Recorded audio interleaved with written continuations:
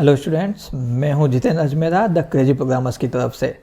आज वाले वीडियो में हम एक बहुत ही अलग यूनिक टाइप का एक कमांड है वो सीखने वाले हैं। उस कमांड का नाम है इंडेक्स कमांड। ठीक है, देखिए इंडेक्स आप सबको पता है क्या होती है।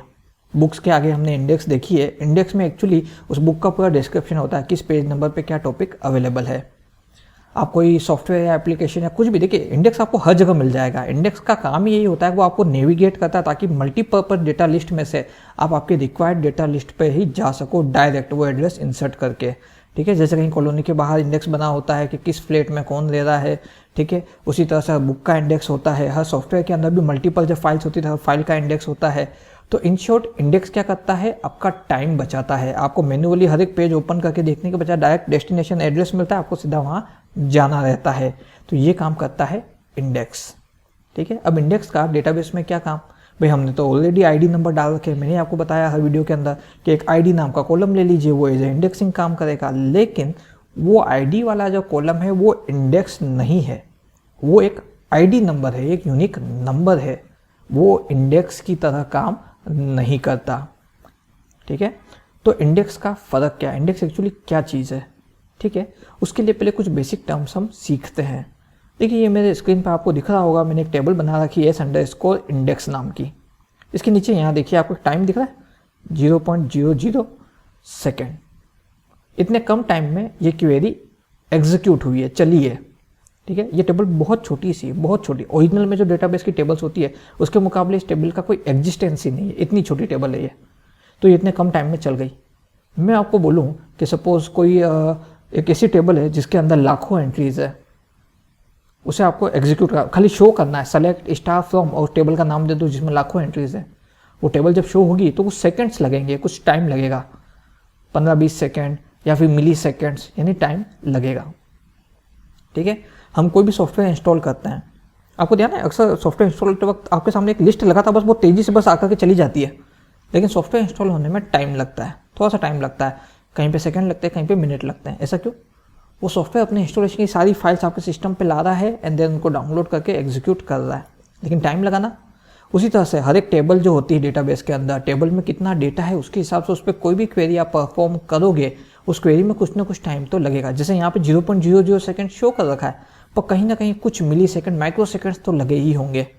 ठीक है, तो सिंपल सा है, जब भी कोई बहुत बड़ी टेबल हो उस पर जब हम ऑपरेशन परफॉर्म करते हैं तो उसमें टाइम लगता है। और दूसरा कि जितना बड़ा टेबल होगा, जितने ज़्यादा डेटा रेंज उसके अंदर दे रखी होगी, जितनी ज़्यादा वैल्यूज़ होगी, उतना ही ज़्यादा उसको एग्जीक्यूट करते वक्त बार एग्जीक्यूट करते हुए एक फ्रस्ट्रेशन होने लगता है कि बार एक ही टेबल को हम रिपीट कर रहे हैं, रिपीट कर रहे हैं, रिपीट कर रहे हैं। ठीक है, कैसे? एक छोटा सा एग्जाम्पल देता हूँ। ये टेबल को देखते हैं हम, SID, नेम, एज और सिटी, 4 कॉलम है। टोटल मिला के 7 एंट्रीज अभी मैंने कर रखी है। मैं आपको बोलूँ कि मुझे ऐसे स्टूडेंट्स की इन्फॉर्मेशन निकाल के दो जो जयपुर में रहते हैं। ठीक है, तो आप क्या करोगे, टेबल अरेंज कर दोगे, जयपुर के हिसाब से शो करके बता दोगे। ठीक है, कैसे देख लेते हैं।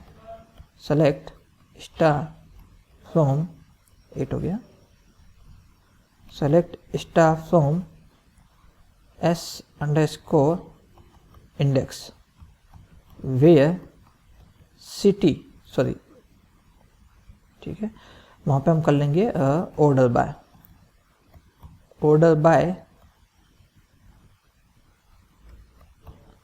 Bye city. ठीक है, अच्छा ऑर्डर में आर मिसिंग हो गया है, ऑर्डर बाय सिटी। मैंने टेबल को सिटी की नेम से हिसाब से अरेंज कर लिया, ऑर्डर कर दिया। अब ये देखो आप, जयपुर वाले एक साथ आ गए, तो मुझे पता लग गया जयपुर वाले 2 बच्चे हैं। ठीक है, इस तरह से। लेकिन यहाँ पे छोटी टेबल है इसलिए काम आसान हुआ है।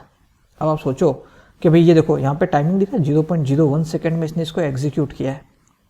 अगर यहाँ पे लाखों एंट्रीज होती तो ये टाइम ज़्यादा हो जाता, 10 सेकेंड, 15 सेकेंड भी हो सकता था, या कुछ 1-2 सेकेंड होता। हर बार जब एक ही टेबल में हम सर्चिंग ऑपरेशन अप्लाई कर रहे हैं, जो टेबल है उस पर बार बार हम कुछ ना कुछ सर्चिंग ऑपरेशन अप्लाई कर रहे हैं, ठीक है, तो उससे क्या होता है, हर बार टाइम लगता है।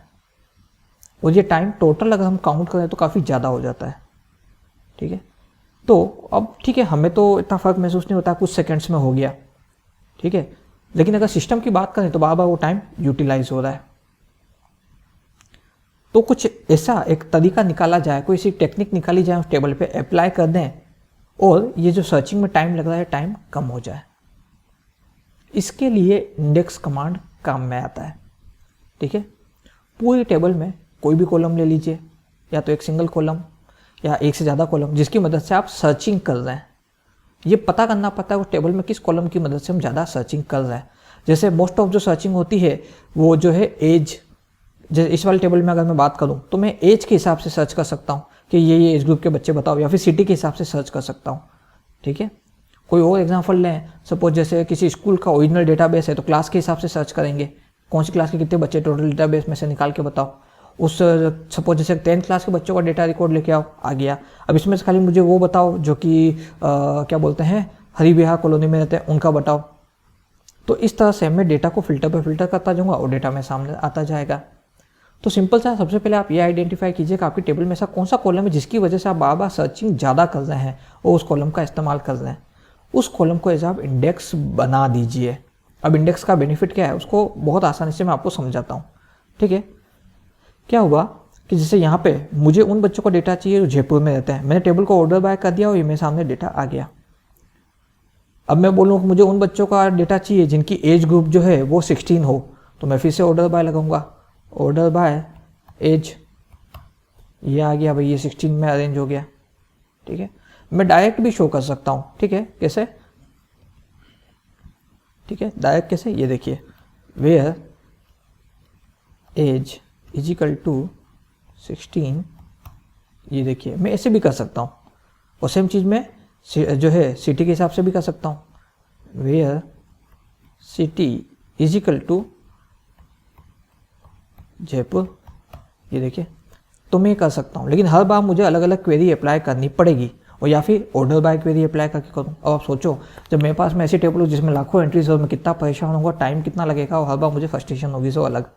तो मैं बस ये चाहूँगा कि चलो ये ठीक है, फटाफट प्रोसेसिंग हो जाए, जल्द से जल्द, टाइमिंग कम लगे। ठीक है, तो इस केस में मैं क्या करूँगा, या तो एज या सिटी को मैं इन दोनों में से किसी एक कॉलम के ऊपर या दोनों ही कॉलम को मिला के इंडेक्स बना के अप्लाई कर दूंगा। अब इसका बेनिफिट क्या होगा, जब मैं इंडेक्स कमांड अप्लाई करता हूँ, जैसे सपोज मैंने एज वाले कॉलम पे इंडेक्स कमांड अप्लाई किया, तो डेटाबेस क्या करता है उसी को ध्यान से समझिएगा। डेटाबेस सबसे पहले एज वाले कॉलम को लेगा और उसे असेंडिंग ऑर्डर में अरेंज कर देगा। ठीक है, उसे अरेंज कर दिया असेंडिंग ऑर्डर में, तो उससे उसको बेनिफिट क्या मिला, यहाँ देखिए हम, उसको पता लग गया कि 12 का एक ही है, 14 का एक ही है, 15 का एक ही है, 16 के 2 हैं। ठीक है, एंड देन 17 का एक ही है, 18 का एक ही है। ठीक है, उसने उनको असेंडिंग ऑर्डर में अरेंज किया। अब उसके बाद में उसने हर एक एज ग्रुप को एक नंबर दे दिया, जैसे 12 को उसने नंबर दे दिया 1। ठीक है, अब ये ग्रुप नंबर है, अगर 12 एज वाले 20 स्टूडेंट हैं तो वो 20 को 20 1 नंबर पे पड़े रहेंगे। ठीक है, और ये टेबल काम कैसे करेगी उसके लिए एक छोटा सा कंसेप्ट हम और समझते हैं। ठीक है, ठीक है, उसके लिए हम एक छोटा सा जो है कंसेप्ट और समझ लेते हैं कि टेबल काम कैसे करेगी।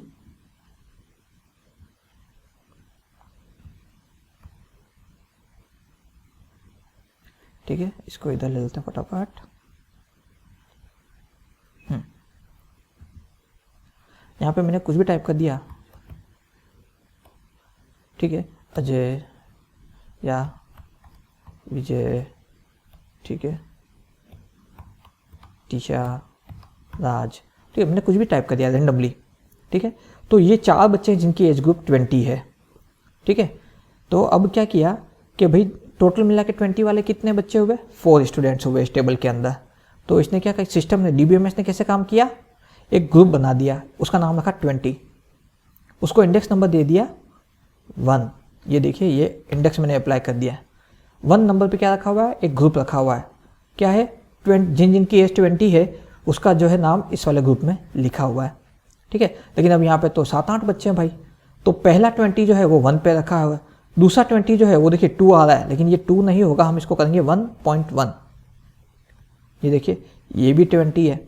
ठीक है, अब मैं आता हूँ तीसरे पे 1.2, भाई ये भी 20 है, तो फिर फ़र्क क्या आ रहा है, अगर सब 20 है तो फ़र्क ये आ रहा है, पहला जो 20 है वो अंकित है, दूसरा जो 20 है वो राज है, और तीसरा जो 20 पे है वो हरीश है।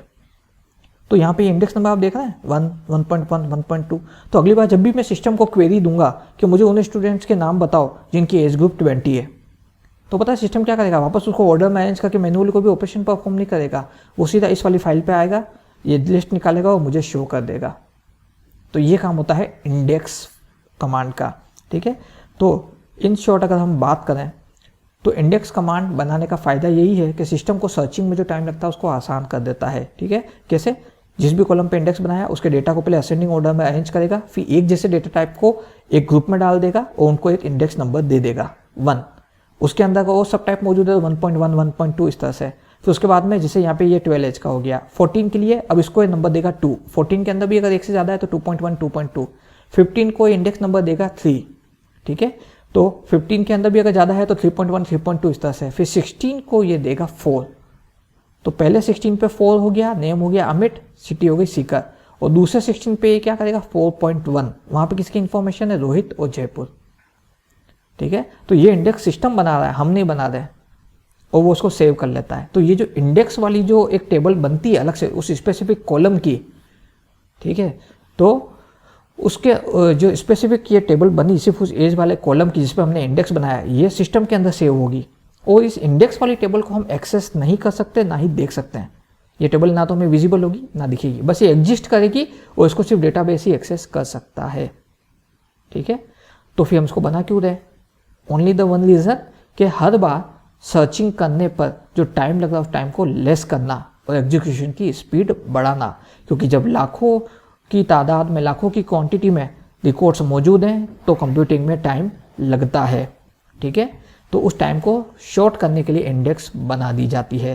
तो वापस मैं शुरू से रिपीट कर देता हूँ, इंडेक्स किसी एक कॉलम पे या एक से ज़्यादा कॉलम पे अप्लाई करी जाती है जिनका इस्तेमाल हम उस टेबल के अंदर डेटा सर्च करने के लिए कर रहे हैं, पहली चीज़। दूसरी चीज़, इंडेक्स कमांड उस कॉलम पे जब अप्लाई कर देते हैं तो डीबीएमएस क्या करता है, उन कॉलम्स के डेटा को पहले असेंडिंग ऑर्डर में अरेंज करता है, फिर जो रिपीटेड डेटा है जो असेंडिंग की होने की वजह से एक साथ आ चुके हैं उन डेटा को वो सीक्वेंस नंबर देता है, यानी कि इंडेक्स नंबर देता है 1, 2, 3, 4, 5, 6, 7 या जो भी वो देना चाहे, ठीक है। वो वहाँ पे जो भी उनको इंडेक्स नंबर दे रहा है वो डीबीएमएस का लुकआउट है, हम उस सीक्वेंसिंग नंबर में कोई चेंजेस नहीं कर सकते, ठीक है। और उन सारे डेटा को अरेंज करके उनको सीक्वेंसिंग नंबर देकर के अलग अलग ग्रुप में बांट के उनका जो टेबल बना है उस टेबल को वो सिस्टम में सेव कर देता है इंडेक्स फाइल के नाम से या जो भी नाम सिस्टम डिसाइड करेगा, ठीक है। और उस फाइल को, उस वाली टेबल को सिर्फ और सिर्फ इंडेक्स यानी कि डीबीएमएस ही जो है एक्सेस कर सकता है। तो हमें क्या बेनिफिट, बस हम अगली बार हमें तो हमारे नॉर्मल ऑपरेशन ही परफॉर्म करते रहने हैं, सिस्टम जो होता है वो इंडेक्सिंग के अकॉर्डिंग काम करेगा। तो यहाँ पे सपोज जैसे 1 लाख लोग हैं लिस्ट के अंदर, टेबल के अंदर, उन सब की एज ग्रुप है, तो 1 लाख लोगों में तो एज रिपीट होगी ना, कितनी बार रिपीट होगी, हर एक एज ग्रुप के 2-2, 3-3, 4-4 हज़ार लोग होंगे, ठीक है। तो मैं मैन्युअली सर्च करूँगी जिनकी एज 16 है या 20 है, सर्च करके बताओ, पूरी टेबल सर्च करेगा, लाखों रिकॉर्ड, 3-4 मिनट तो लगे, ठीक है। लेकिन अगर इंडेक्स बना दी एज की और अगली बार जब मैं क्वेरी रन करूंगा कि मुझे खाली वो लोग दिखाओ जिनकी एज 20, 16, 14 या कोई भी एज ग्रुप मैंने दे दिया कि 20 एज ग्रुप वाले दिखाओ, तो सिस्टम पता है क्या करेगा, इस बार पूरे डेटाबेस को सर्च करने के बजाय देखेगा कि इंडेक्स बनी हुई है, हाँ बनी हुई है, इंडेक्स वाली फाइल में जाएगा, 20 वाले कॉलम पे जाएगा, वो देखेगा अच्छा 20 वाला ये था, ठीक है, हाथ तो हाथ मेन टेबल में जाएगा, 20 वाले कॉलम पे सर्च करेगा, हमें शो कर देगा कि इतने जो है रिकॉर्ड मौजूद हैं। सोचिए, पूरे डेटाबेस को एक्सेस ही नहीं किया, खाली इंडेक्स वाले डेटाबेस को एक्सेस करके हमें डेटा निकाल के शो कर दिया। टाइमिंग काफ़ी बचेगा, जहाँ 2 मिनट में होगा था वहाँ पे 10 सेकंड में एग्जीक्यूशन हो जाएगा। इसीलिए इंडेक्स कमांड अप्लाई किया जाता है, ठीक है, क्लियर, कोई डाउट नहीं। अब इंडेक्स कमांड अप्लाई कैसे करते हैं, तो क्वेरी अप्लाई करके देख लेते हैं। ये रही हमारी टेबल, ये शो हो रही है, ठीक है। फिर से एक बार मैं नॉर्मल वे में शो करता हूँ इसको आपको, select star from s_, index, ये रही मेरी नॉर्मल टेबल। मैं क्या करता हूँ, देखो SID तो 1, 2, 3, 4 में जमा हुआ है, मैं एज वाले कॉलम को ले लेता हूँ, उसके मैं इंडेक्स बना देता हूँ, ठीक है। तो मैंने इंडेक्सिंग बनानी है मुझे, तो उसके लिए ये रहा कमांड क्रिएट इंडेक्स, यानी कि इंडेक्स क्रिएट करना है। फिर जिस भी कॉलम पे बनानी है तो आपको उस इंडेक्स का पहले कुछ नाम तो देना होगा, ठीक है। तो मैं क्या करता हूँ कि यहाँ पे जो है इसको मैं नाम दे देता हूँ CREATE, क्रिएट इंडेक्स। अब मैं जो है नाम देना है तो मैं इसको नाम ये दे देता हूँ इंडेक्स अंडरस्कोर एज, ठीक है। क्रिएट इंडेक्स, इंडेक्स क्रिएट करो और इंडेक्स का नाम हो गया इंडेक्स अंडरस्कोर एज। अब ये किस टेबल पे अप्लाई करना है उस टेबल का नाम लिखना बहुत ज़रूरी है, ऑन टेबल S_इंडेक्स, ठीक है, और उसमें भी किस कॉलम पे, तो उस कॉलम का मुझे यहाँ पे अलग से रेफरेंस देना होगा। ये देखिए यहाँ लिखा हुआ है पूरा, मैंने दे दिया एज। मैं क्वेरी रन करता हूँ, देखिए एक बार क्वेरी वापस समझा देता हूँ। क्रिएट इंडेक्स, इंडेक्स क्रिएट करो किस नाम से, इंडेक्स अंडरस्कोर एज नाम से। कौन सी टेबल पे, on table S underscore index, इस वाले टेबल पे ये वाली इंडेक्स क्रिएट कर दो। और उस टेबल में भी किस कॉलम को सेलेक्ट कर रहे हैं भाई हम, एज वाले कॉलम को। एंटर किया, क्वेरी प्रोसेस, देखते टेबल में कोई चेंजेस आया क्या, टेबल में कोई चेंजेस नहीं है, तो इंडेक्स फाइल कहाँ बना। जैसा मैंने बताया था, इंडेक्स फाइल हमारे यूटिलाइजेशन के लिए नहीं होती तो हमें शो भी नहीं होगी, उसे सिस्टम एक्सेस कर सकता है, लेकिन इंडेक्स बन चुकी है। ठीक है, अब इसका बेनिफिट क्या है कि मुझे ऐसे स्टूडेंट्स की इन्फॉर्मेशन जाननी हो जिनकी एज 16 हो, तो मैं टेबल को ऑर्डर बाय कर दूंगा। ठीक है, तो ऑर्डर बाय एज, ये देखिए ऑर्डर हो गई, अरेंज हो गई। ठीक है, मुझे ये जानना था कि भाई 16 वाले एज ग्रुप वाले कौन कौन है, तो या तो मैं कम डेटा है तो मैं अरेंज करके देख रहा हूँ इसे, तो 16 वाले मुझे दिख गए ये रहे, या फिर मैं सीधा ही कमांड अप्लाई कर दूँ। ठीक है, वे एज इजिकल टू 16, ये देखिए। ठीक है, अब अगर हम छोटी सी एक चीज़ नोटिस करें, ये देखिए इधर यहाँ पे इस जगह पे आप देखिए, इधर यहाँ पे भी मैंने सेम क्वेरी अप्लाई करी, सेलेक्ट स्टार फ्रॉम, ये देखिए एक minute, select star from table where age is equal to 16। इस क्वेरी को एग्जीक्यूट होने में कितना टाइम लगा, 0.01 सेकेंड। ठीक है, सेम क्वेरी है, यहाँ पे इंडेक्स नहीं बना रखी थी, अब नीचे मैंने इंडेक्स बना दी टेबल पे, एज वाले कॉलम पे। अब मैंने क्वेरी रन करी, सेम क्वेरी, सेलेक्ट, ये देखिए select star from table where age is equal to 16, और इस बार कितना टाइम लगा, 0.00 सेकेंड। हालांकि मिली सेकेंड्स लगे होंगे पर वो शो नहीं कर रहा है। फायदा समझे आप। तो इंडेक्स बनाने का सिर्फ एक ही बेनिफिट है, जिस भी कॉलम पे इंडेक्स बना देते हैं उस कॉलम के डेटा को सिस्टम खुद अरेंज करेगा, और जो रिपीटेड डेटा है उनके ग्रुप बना करके उनको इंडेक्स नंबर दे देगा, और उस इंडेक्स की फाइल को सिस्टम जो है अपने आप में सेव कर लेगा। और हर बार जब हम उस टेबल पे उसी कॉलम की मदद से डेटा सर्च करने की कोशिश करेंगे तो वो उस इंडेक्स फाइल को सर्च कर लेगा। ठीक है, इसको अगर मैं सिंपल बोलूँ, मैंने एज वाले कॉलम को जो है इंडेक्स बनाया है, तो अगर अगली बार मैं एज के हिसाब से इस टेबल को सर्च करूँगा तो काम फटाफट होगा। ऐसा नहीं कि मैंने इंडेक्स तो एज के हिसाब से बनाया और मैं सिटी वाले कॉलम के हिसाब से सर्च कर रहा हूँ। ठीक है, उसमें टाइम लग जाएगा, ऑब्वियस सी बात है। ठीक है, मैं दिखाई देता हूँ, where city is equal to Sikar,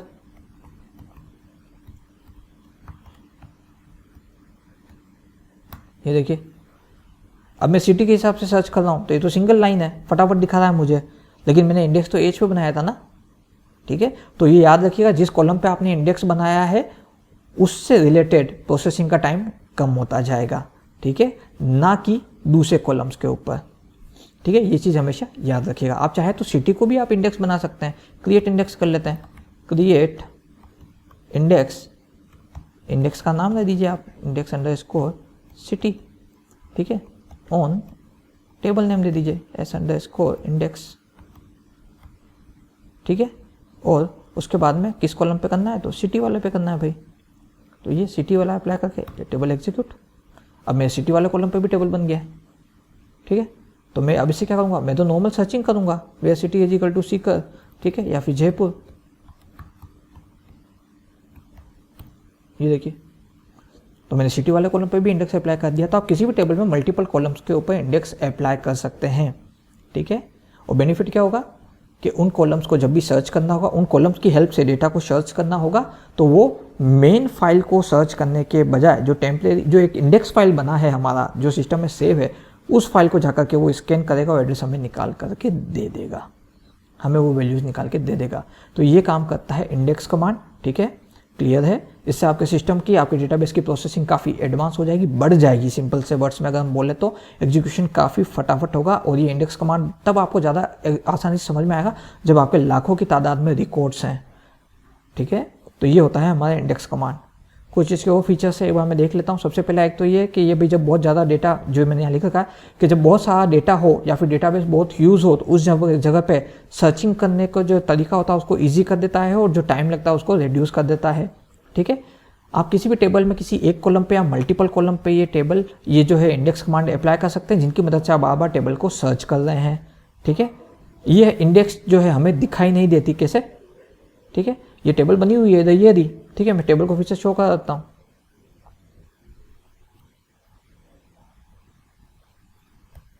ठीक है, मैंने शो कराया, मुझे कहीं पे भी इंडेक्स नाम का कॉलम अलग से नहीं दिख रहा है। क्यों? क्योंकि हमने कोई कॉलम ऐड नहीं किया है। एक इंडेक्स बनाई है, इंडेक्स नाम की अलग टेबल बनी है, उसे हम उसे एक्सेस नहीं कर सकते, उसे सिर्फ सिस्टम एक्सेस कर सकता है। ठीक है, तो ये इंडेक्स, किसी भी कॉलम पे इंडेक्स क्रिएट करने के बाद में जो उसका डेटा है उस कॉलम का, पर्टिकुलर कॉलम का, वो सॉर्ट हो जाएगा किसी स्पेसिफिक मैनर में, एंड देन उसके बेस पे एक टेबल बनेगा और उसी बेस पे सर्चिंग होगी। ठीक है, अब ये सॉर्टिंग कैसे अप्लाई होगी, किस टाइप का डेटा है। अगर हम टेक्स्ट कॉलम पे करते हैं तो ABCD के हिसाब से हो जाएगा, अगर न्यूमेरिक पे करते हैं तो 1 2 3 4 के हिसाब से होगा। ठीक है, तो ये जो जितना भी सॉर्टेड डेटा रो है, ये उसका हर एक को एक इंडेक्स नंबर मिलेगा। रो को कैसे, फिर से देख लीजिए, पहले 14 शॉर्ट हुआ, ठीक है, तो 14 को एक नंबर मिल गया। सॉरी, इसको असेंडिंग में कर देता हूँ मैं। ठीक है, ऑर्डर बाय एज,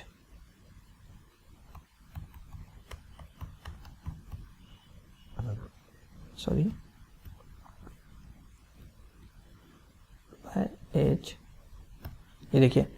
ठीक है, पहले 12 को एक नंबर दे दिया 1, फिर 14 को नंबर दिया 2, 15 को नंबर दिया 3, 16 को नंबर दिया 4 और अगेन 16 रिपीटेड है तो 4.1, 17 को नंबर दिया 5 और 18 को नंबर दिया 6। इस तरह से जो है सबको एक इंडिविजुअल नंबर दे देगा। ठीक है, एंड देन उसके बाद में उस इंडेक्स फाइल को वो सेपरेट सेव कर लेगा अपने मेमोरी के अंदर, एंड अगली बार जब भी हम उसी कॉलम की मदद से टेबल को सर्च करेंगे तो जितने भी डिफ़ॉल्ट ऑपरेशन है वो हमेशा जो एसोसिएटेड इंडेक्स टेबल है उसके अकॉर्डिंग सर्चिंग होगी, आपका टाइम रिड्यूस होगा एंड डेटा फ्रिक्वेंटली आप यूज़ कर सकते हैं। यही सारा जो है कंसेप्ट जो है ये इंडेक्स कमांड करता है। इस वाले वीडियो में मैंने आपको दिखाया कि इंडेक्स अप्लाई कैसे करते हैं, इंडेक्स का यूज़ क्या है। ठीक है, फिर भी आपके मन में कोई भी डाउट है, कोई भी आपका सजेशन है, या कोई भी चीज़ क्वेरी या कोई भी चीज़ आप डिटेल में जानना चाह रहे हैं इंडेक्स के बारे में, आप हमें कमेंट बॉक्स में लिख करके बता सकते हैं। हमारे इस वीडियो को लाइक कीजिए और चैनल को सब्सक्राइब कीजिए अगर आप इसी तरह के वीडियोस और देखना चाहते हैं तो। अभी तक हमने जो वीडियोस बनाए हैं उनके लिंक, उनके नोट्स के लिंक आपको डिस्क्रिप्शन बॉक्स में मिल जाएंगे। इस वाली वीडियो का जो नोट्स हैं वो भी आपको डिस्क्रिप्शन बॉक्स में शो हो जाएगा। हमारे चैनल से इसी तरह से जुड़े रहिए द क्रेजी प्रोग्रामर्स की तरफ से। आज के लिए बस इतना ही।